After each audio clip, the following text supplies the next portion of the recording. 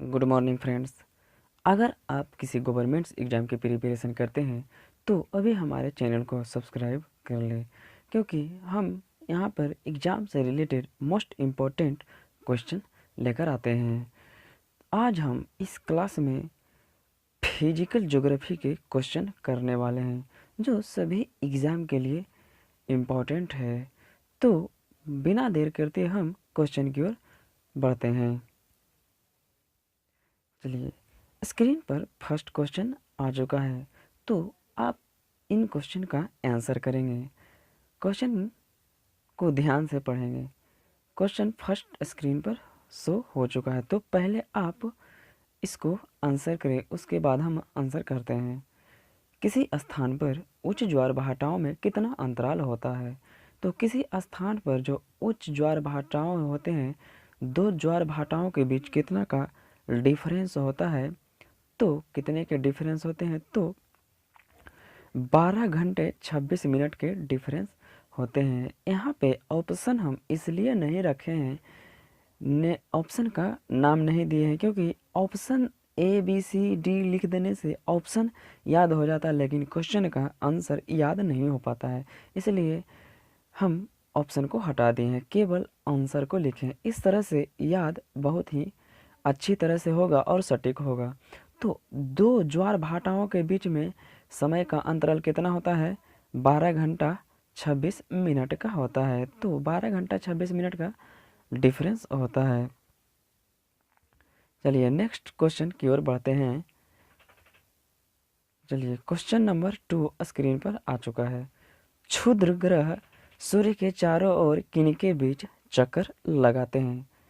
तो क्षुद्र ग्रह जो होते हैं वो किन दो ग्रहों के बीच में चक्कर लगाते हैं? तो वो किन दो ग्रहों के बीच में लगाते हैं? तो मंगल और बृहस्पति के बीच में चक्कर लगाते हैं। यहाँ पे मंगल रहता है और यहाँ पे बृहस्पति ग्रह रहते हैं। इन्हीं दोनों के बीच में यह क्षुद्र ग्रह घूमते रहते हैं।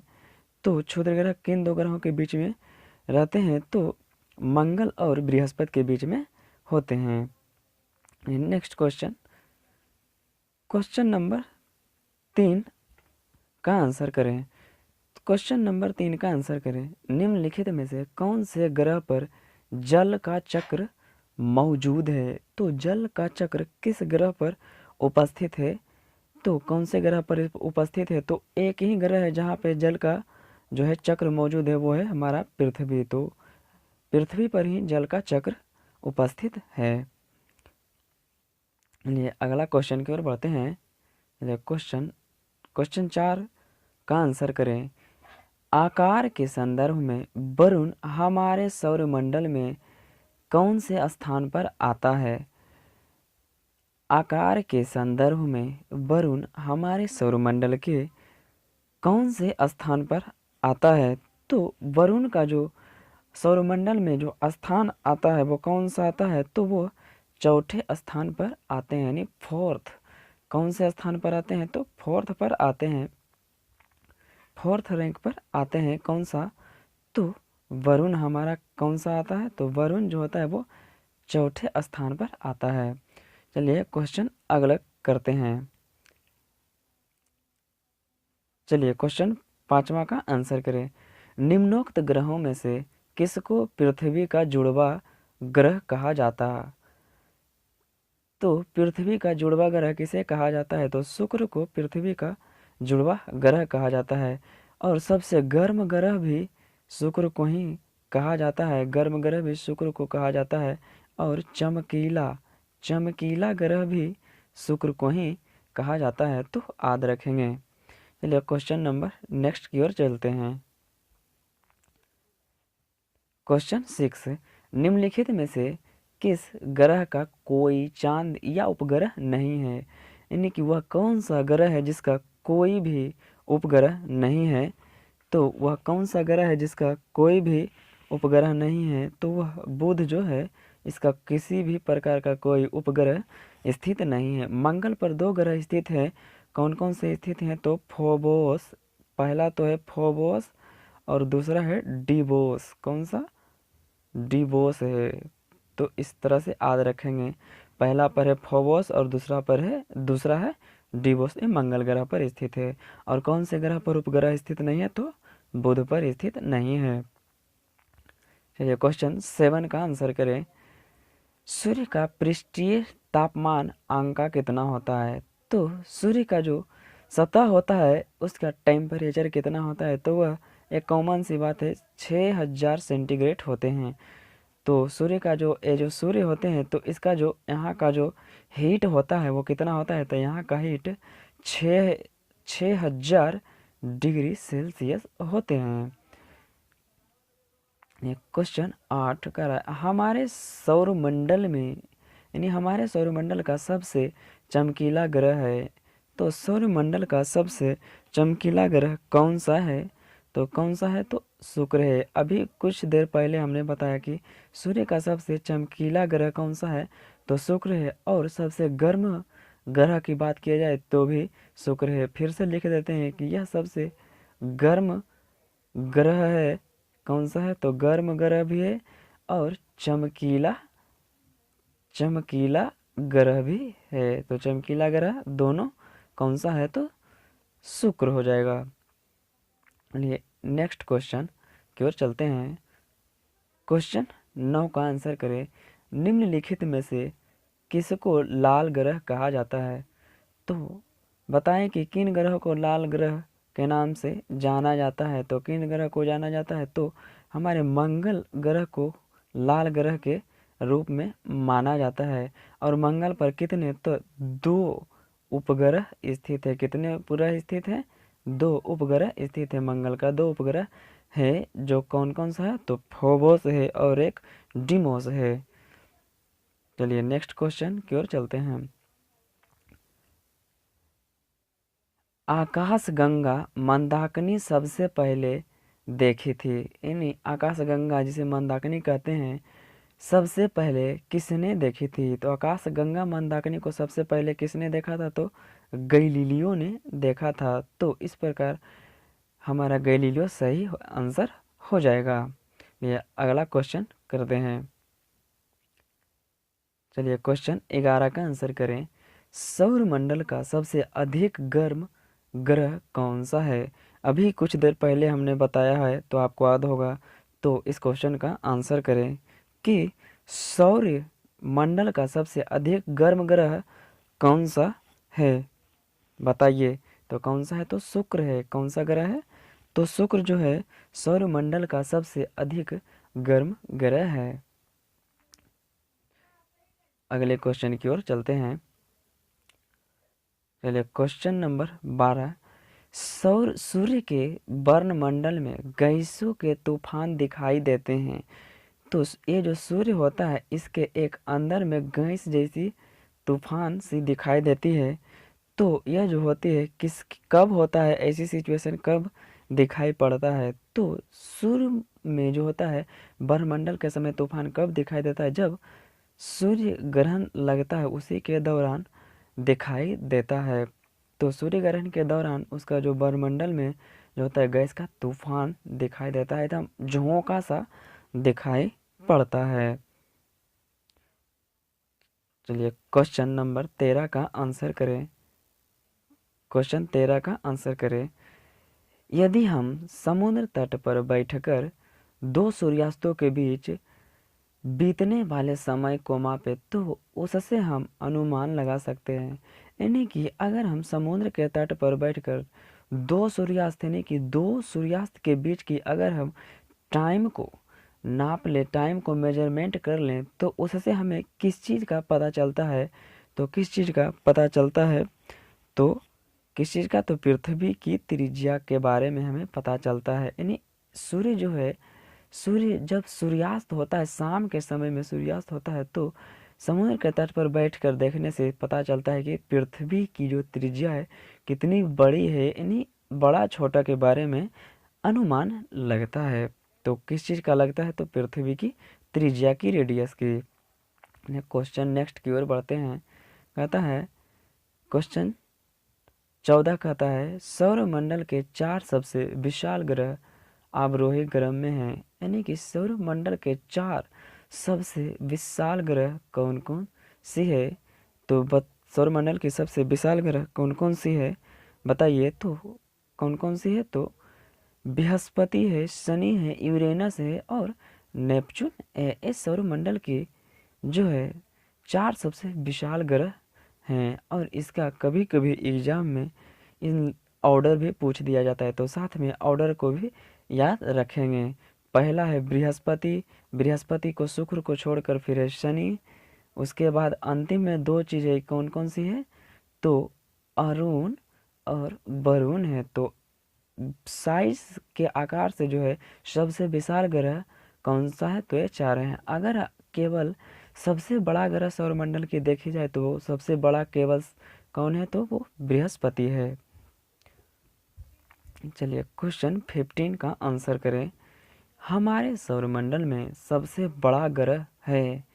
अभी पिछले क्वेश्चन में हमने बताया कि हमारे सौरमंडल का जो है सबसे बड़ा ग्रह कौन सा है। तो सबसे बड़ा ग्रह कौन सा है हमारे सौरमंडल का? तो बृहस्पति जो है हमारे सौरमंडल का सबसे बड़ा ग्रह है। कौन है? तो बृहस्पति हमारे सौरमंडल का सबसे बड़ा ग्रह है। चलिए क्वेश्चन नंबर 16 का आंसर करें। निम्नलिखित में से सबसे ठंडा कौन सा है? यानी निम्न ग्रहों में से सबसे ठंडा ग्रह कौन सा है आपको बताना है। तो इस क्वेश्चन का आंसर करें। तो सबसे ठंडा ग्रह कौन सा है? तो प्लूटो जो है सबसे ठंडा ग्रह है। कौन सा है? तो सबसे ठंडा ठंडा ग्रह कहा जाता है, ठंडा ग्रह कहा जाता है। प्लूटो को ठंडा ग्रह कहा जाता है, याद रखेंगे। समझ में आ गया? चलिए नेक्स्ट क्वेश्चन की ओर बढ़ते हैं। क्वेश्चन नंबर 17 कहता है निम्नलिखित में से कौन सा सौर परिवार से संबंधित नहीं है? तो सौर परिवार से संबंधित नहीं है वह कौन सा है जो सौर परिवार से संबंधित नहीं है आपको बताना है। तो कौन सा है जो सौर परिवार से संबंधित नहीं है? तो निहारिका। निहारिका जो है यह सौर्य के परिवार से संबंधित नहीं है, यह एक अलग चीज होती है। तो निहारिका जो है सौर्य के परिवार में, फैमिली में नहीं आता है। चलिए क्वेश्चन 18 का आंसर करें। पल्सर होते हैं, यानी पल्सर किसे कहा जाता है? पल्सर के बारे में आपको बताना है। तो पल्सर किसे कहा जाता है? तो आकाश में देखते होंगे कि कई सारे स्टार्स होते हैं।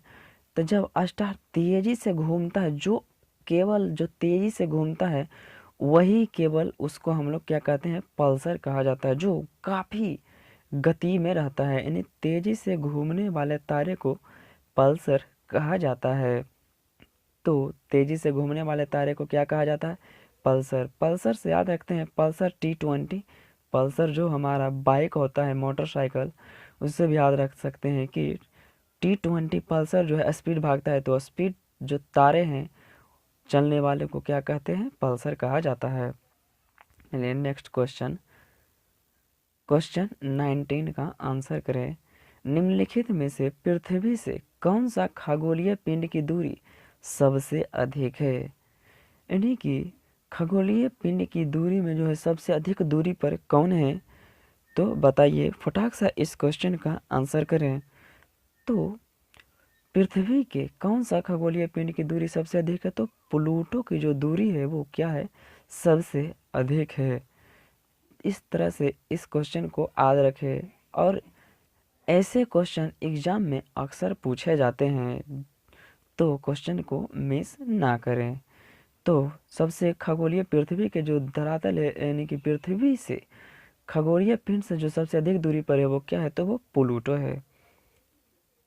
चलिए क्वेश्चन 20 का आंसर करें। सूर्य के बाद पृथ्वी से सबसे नजदीक तारा कौन सा है? आपको बताना है। एक तारा पूछा है, ग्रह के बारे में नहीं पूछा है। सूर्य एक तारा है, सूर्य ग्रह नहीं है। तो सूर्य के बाद पृथ्वी से सबसे नज़दीक का जो तारा है वो कौन सा है बताएं। तो कौन सा है? तो प्रॉक्सिमा जो सेंचुरी है यह क्या है? तो यह जो है एक स्टार है, यानी कि तारा है जो कि सूर्य के बाद इसी का रैंक आता है दूसरे स्थान पर। तो कौन सा प्रोक्सिमा सेंचुरी हो जाएगा। चलिए क्वेश्चन नेक्स्ट बढ़ते हैं। विषुवत रेखा है, तो विषुवत रेखा किसे कहा जाता है। कैसे हम डिफाइंड करें कि विषुवत रेखा को पहचानने की तरीका को। तो बताएं कि विषुवत रेखा से हम कैसे पता करेंगे। तो कहता है उत्तर और दक्षिण ध्रुवों के बीच बीच पृथ्वी के गिर्द घूमने वाली काल्पनिक रेखा, यानी कि पृथ्वी के जो चारों ओर रेखाएं घूमते हैं वो भी किस दिशा में, तो उत्तर और दक्षिण ध्रुवों की दिशा में। तो उसे हम लोग विषुवत रेखा कहते हैं। यह क्वेश्चन नेक्स्ट की ओर चलते हैं। चलिए क्वेश्चन 22 का आंसर करें। किस ग्रह को सांध्य तारा के नाम से जाना जाता है। तो सांध्य मीन्स होता है शाम, इवनिंग जिसको हम लोग बोलते हैं। तो शाम का तारा किसे कहा जाता है। तो शुक्र को ही भी शाम का तारा कहा जाता है। तो शुक्र को क्या कहा जाता है, शाम का तारा। और शुक्र को ही चमकीला ग्रह भी कहा जाता है, और वायुमंडल का सबसे गर्म ग्रह भी शुक्र को ही कहा जाता है। और सुबह का तारा भी इसी को कहा जाता है। किस चीज़ का, तो सुबह का जो तारा है इसी को भी कहा जाता है, शुक्र को ही। ठीक है, ये नेक्स्ट क्वेश्चन की ओर बढ़ते हैं। चलिए क्वेश्चन 23 का आंसर करें। सूर्य की बाह्यतम परत को क्या कहा जाता है। सूर्य की जो सबसे बाहरी का जो परत होता है उसे क्या कहा जाता है।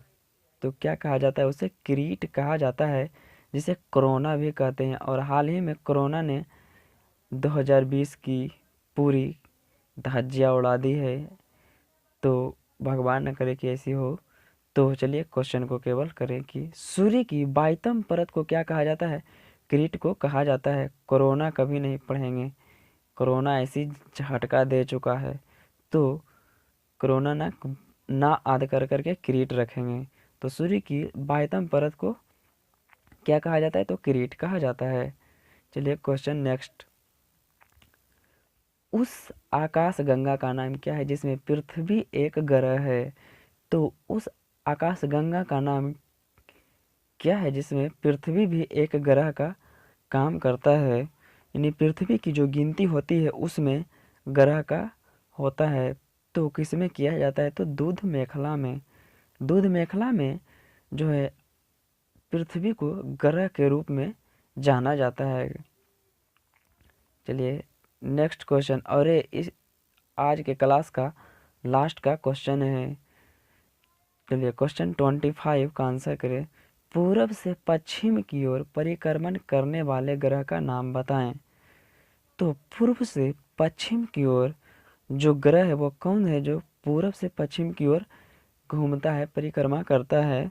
तो कौन सा ग्रह है, तो यूरेनस। यूरेनस इंग्लिश वर्ड है जिसको हम लोग हिंदी में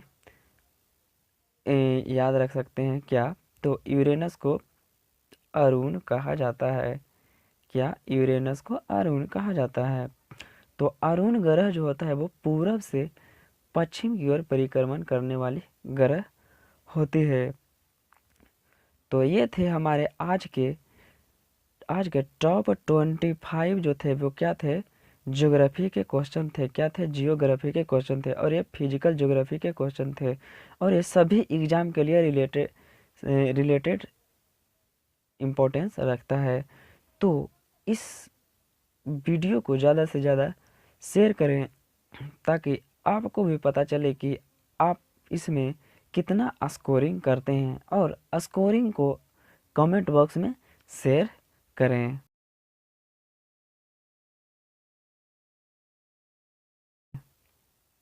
थैंक्स।